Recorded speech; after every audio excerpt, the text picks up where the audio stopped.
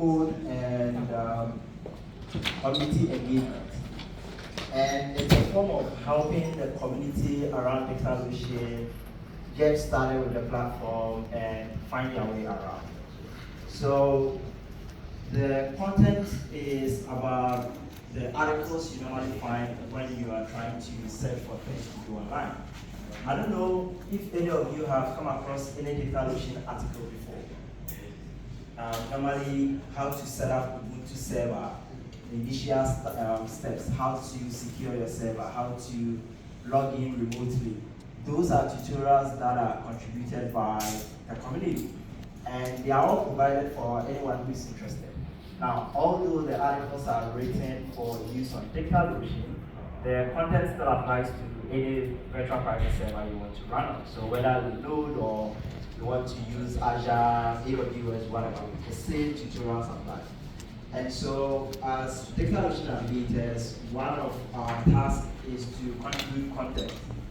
And the content can be in the form of the articles we write, or it can be in video forms as well, if you want to record a video tutorial or something of that sort.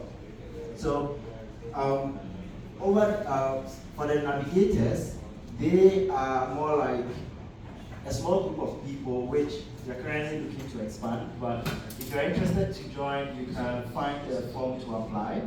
What happens is, as a navigator, you kind of get some text. And the text has to do with getting sometimes insider information into some of the features stand up on DigitalOcean, and then taking them for a run, taking them for a spin, helping them refine the product, providing contribution when it comes to feedback, testing the application to see if it works as it should, and those kind of feedback. We also go on calls. I think. Oliver, how often is usually the course? Is it 3 months or 4 months? Which one? Course. The course. Okay. We normally do. Once a month, right? It's once a month. Yeah. Yes.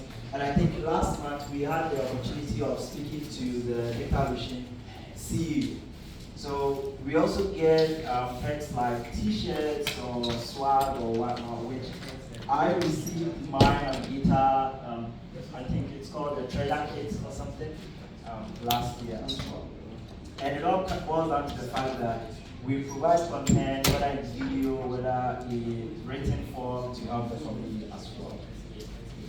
So the criteria to join is basically you just have to be interested in the developer ecosystem.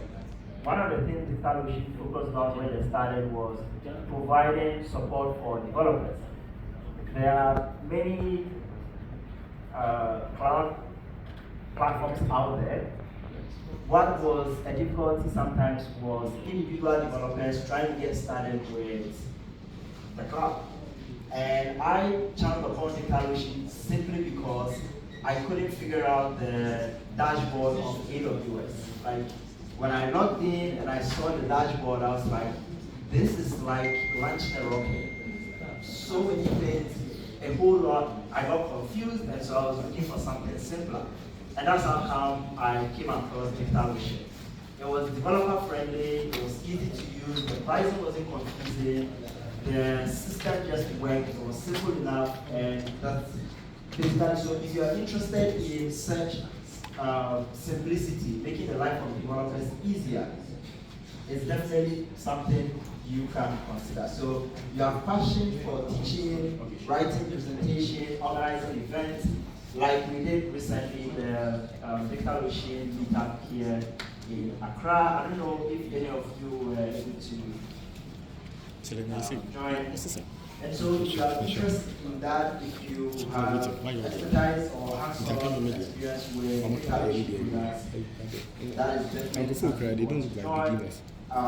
If you also are interested in providing code, DigitalOcean, they have different resource tools that are available to the community. Like the one we talk about when it comes to the sending emails in tomorrow or the day after presentation. It's about using open source contribution that is done by other DigitalOcean, Navigators, in sending emails, and these are all contributions that you can also help with. Such contributions go a long way to help people who may have questions, who may have difficulty in carrying on a task specific to whatever platform they want, but in many cases to the